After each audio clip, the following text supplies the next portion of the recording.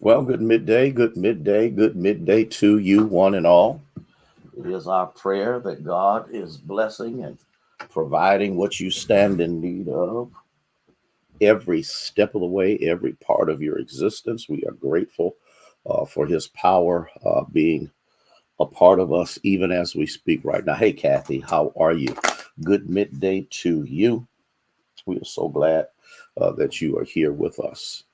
We are thankful to God for you one and all. And so, with that being said, we're grateful. And I mean, sometimes we redundantly say some things every now and then, and I hate to say that many times they seem to be nothing more than cliches. But the truth of the matter is, there ought to be some level of gratefulness. There ought to be something within you that causes you to tell the Lord on a regular basis just how much you appreciate all that He has done for you. Minister Jenkins, thank you for being here.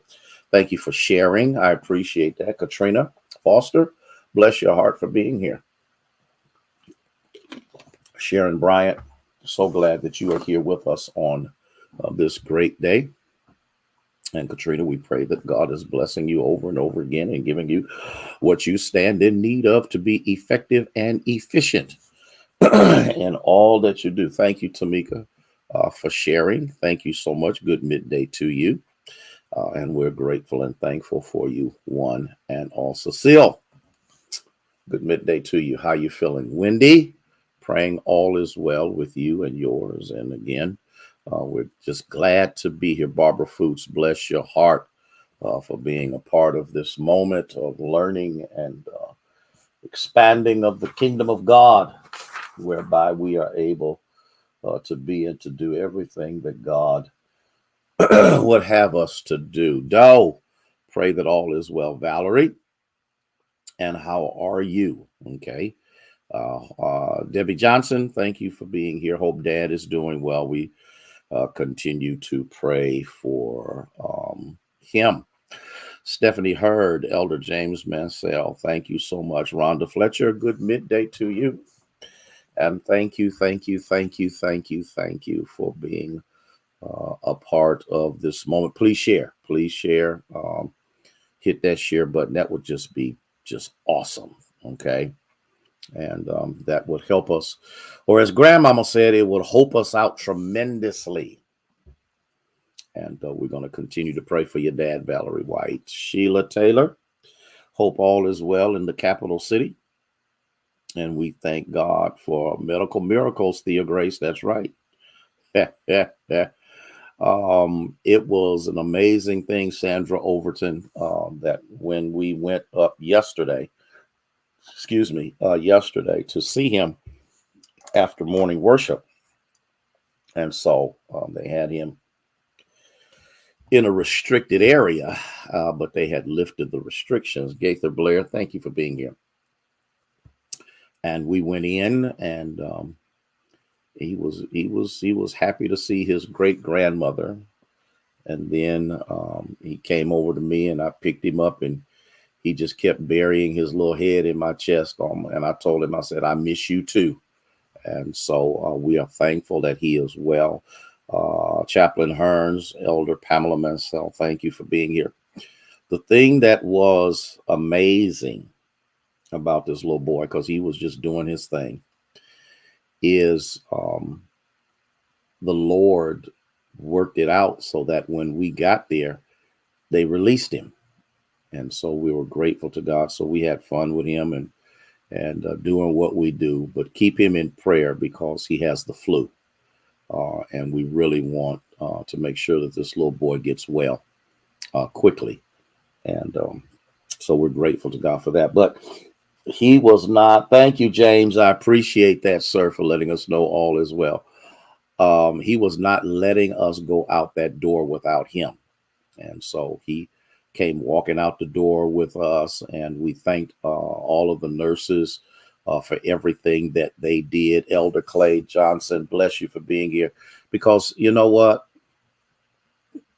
No matter how different we can be, the point is you need to thank people who helped to take care of, protect, and nurture your little boy back to health. And so we are grateful to God for that. Jemison Bryant, thank you so much for being here. And so, we wanted them to know it. And it was funny. I'm gonna tell you what happened. And it was an amazing thing that Barbara Harper, you better be doing all right down there in the capital city. Cora Jones, bless you for being in. Minister Faith Thornton, I'm gonna tell you what happened, because they had an IV in his leg, and they had the monitors on him, and his mama was a little squeamish, so he climbed up in my lap. Hey, Lisa Finney, and I held him, and she put the stuff on there. Sister Rains, bless you, dear, for being here. We're thankful to God for you. And they put the stuff on there to loosen the glue off of the tape that was taped on there. Kim Moses, how are you? Good midday to you. And he just laid there. He kind of pointed at it a couple of times, and then he kind of focused away from it. And when they pulled the needle out and all of that kind of stuff, he didn't squint. He didn't squirm. He didn't do anything. Winnie Howard, how are you? He just laid there in my arms. And then when they got the other monitors, because they had about 7 of them on his chest, he just laid there. He did not fight. He did not whimper. He did not do it. He just laid in my arms as they pulled those off. Ayana Walker and Carletta Williams, thank you for being here, and pulled those off. And and the nurse said, "You must be special." I said, "I am. I'm his great grandfather." Okay. You're right, Charlene Allen. He is. He's a tough little boy for them to pull, because those things, they hurt when you pull them off. He did not flinch. He did not whimper. And when they got done, he looked at me. I looked at him. I said, "You okay?" He gave me that look, got down, and started running around and playing with his toys. You don't know how much those moments mean, that you have that type of influence in the life of someone that young, because he's like, what's 12, 16 months, 18 months, something like that. LaVonda Jones, how are you? And so with that, they were able to come pick him up. We did not bring the car seat. We have one, and we left it at home. And so he clowned around and was doing what he does. He's back to himself. He just has the flu, and hopefully and prayerfully they are giving him the medication that he needs so that he can get well. I was thinking about bringing him Sunday, but Sunday is going to be an exhaustive day for me. And so I'm going to wait, and I'm going to start bringing him on a regular basis because, God's hand is on this little boy. But I also see how the enemy wants to put his hands on him, and I'm just not going to let that happen. And so let me tell the truth and shame the devil. I left my lesson at home. I had a doctor's appointment this morning. I was trying to run around and do some stuff and get some stuff together for Lady Harrison before I came to the office. So I left my whole lesson at home. But I do have a lesson. I do have a lesson, and I think because this is what dropped in my spirit. Denise Freisen, how are you, dear? This is what dropped in my spirit, because I don't know, man. We're in a fight, y'all. Ella May, dear, how are you? We're in a fight, and the one thing that I learned during these 30 some odd days of fasting is that no one is exempt. I got a text message from Lady Bowling. How are you? I got a text message from Nanette, which is Mama Nan Williams' daughter. And she's in hospice. And so we want to keep Mama Nan lifted in prayer. I've heard different reports of just all kinds of things that are going on in the lives of people. But I'm still believing God for medical miracles. Jesus said that we have to deal with the issues of trials, tribulations, and trouble. He said, in this world, you will have tribulation, but be of good cheer, because he has overcome the world. I've never, and I couldn't figure this out. I've never, I've been tested out of every fast, but never to this point, which tells me whenever these moments happen, okay, I didn't see the Super Bowl. I went to sleep. And when I woke up, Super Bowl was just about over. So I didn't really miss anything.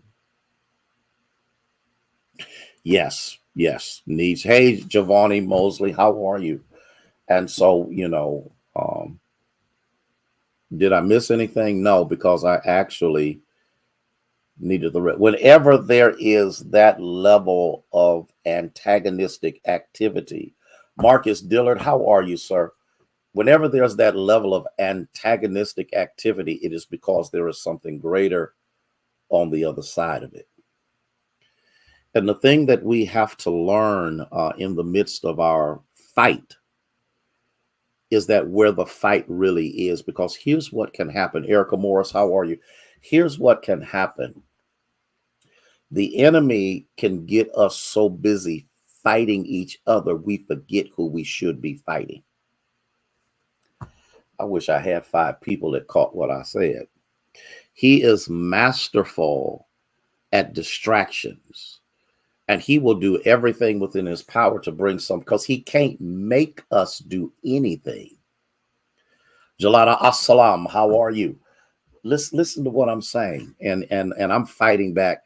I'm fighting back tears because when they told me my little great grandson wasn't breathing, I went into warfare. And then that's when I got on and told those on Facebook, y'all need to pray with me, agree with me.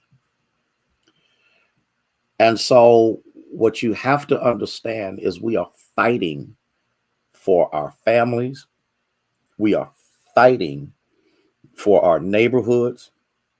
We are fighting for viability. We are fighting for opportunities. We are fighting for advancements, but we got to be careful that in the midst of that, we don't become prey and forget where the fight really is.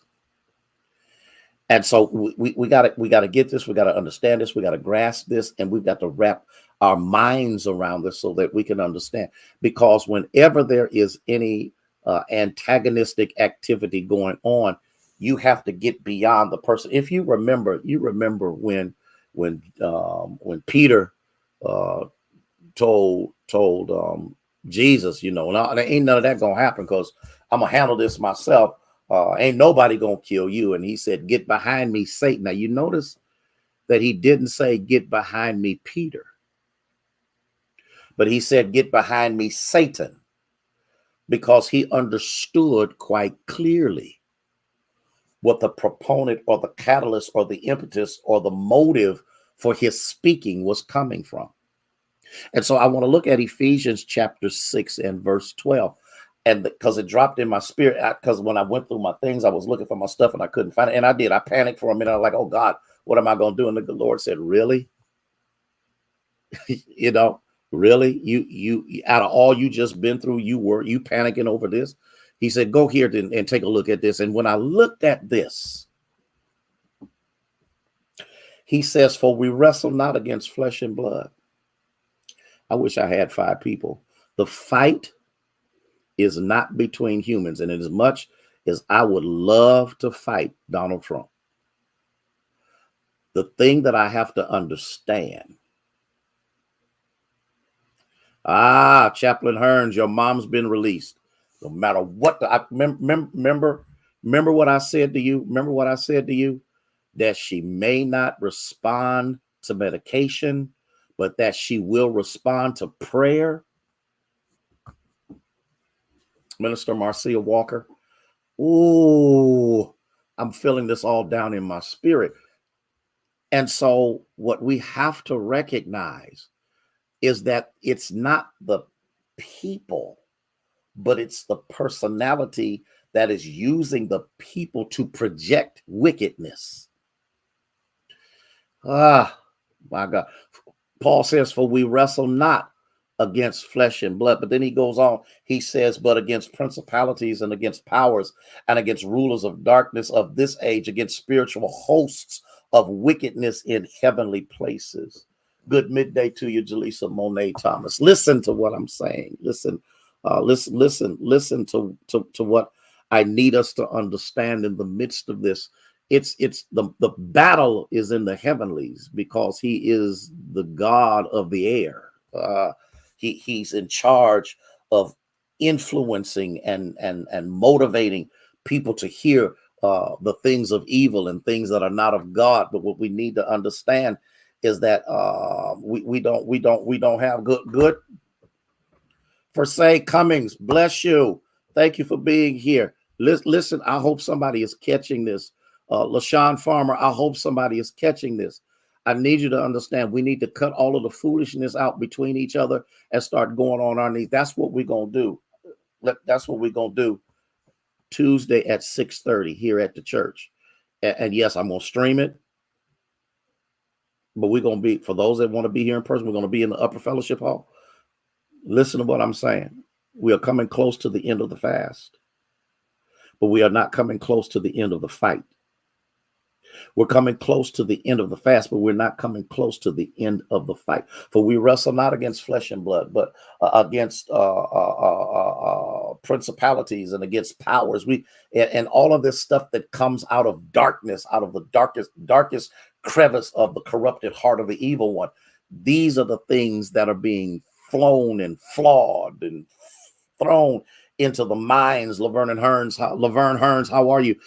And so what we've got to, and listen, if you understand about what chapter 6 is talking about, is the necessity of putting it on, because after he gets done with verses 1-9, he says, finally, my brethren, be strong in the Lord and in the power of his might. He says, out of all of the things that attack you, out of all of the things that drive you crazy, out of all of the things that are coming at you, here's what you better learn how to do. Be strong in the Lord and in the power of his might. And then he says, put this stuff on. And when you put it on, it prepares you to know where the fight is. Gina, how are you? When you put it on, okay? When you put it on, it prepares you not to run, but to face. Oh, y'all, I wish I had somebody. It prepares you not to run, but to face. You got to have on the whole armor of God. Listen, because the attacks are ridiculous. Against the oh my God, you got to, because you got to be able to stand against this. You got to be able to stand against foolishness and ridiculousness and demonically influenced people. You got to be able to stand. You got to be able to, you don't fight the person, but you fight the spirit behind the person, because if you can get the person free, oh my God, if you can get rid of the influence behind the person, then the person can be free.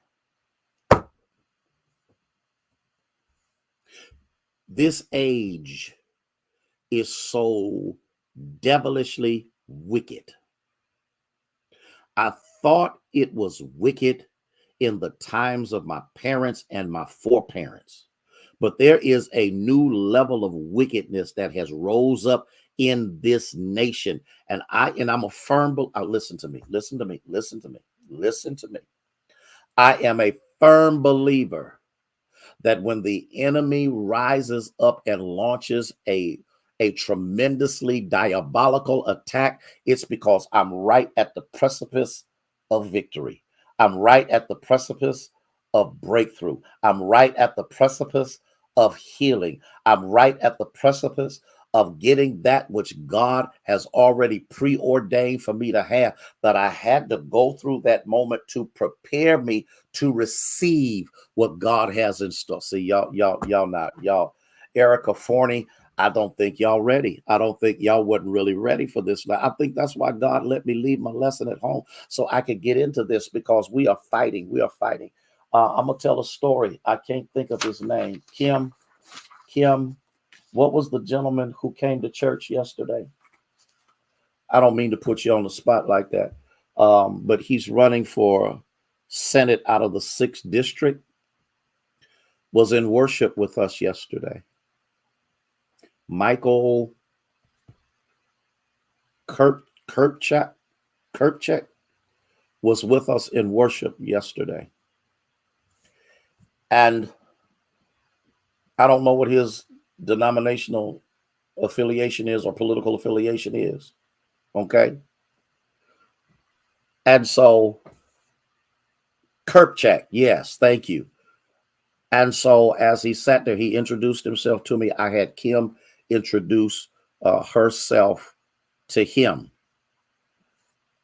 And when the Lord got done, and Kim can testify to this because she had a conversation with him, and he told me how much, and I scared my congregation to death. Kim had to acknowledge that because y'all know I'm a Black national radical person, okay? And sometimes my folk get scared when other nationalities show up. He shook my hand and he said, "You don't realize how bad I needed this. We wrestle not against flesh and blood." Guy Chavers, how are you? Did you hear what I said? You didn't hear what I said. People need to be free. For whom, I ran over, for whom the Son sets free is free indeed. And just possibly, by God moving on his heart, he may move some other people.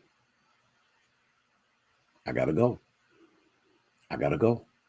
This is the lesson that the Lord laid on my heart, because he never does anything by mistake, and he doesn't do anything haphazardly. Let me share this with you. Linda Williams, bless you. Let me share this with you. We will be on tomorrow. Wednesday will be at 10 a.m. There you go. There you go, Carletta. This is the year of liberation. That's why he's fighting so hard against it.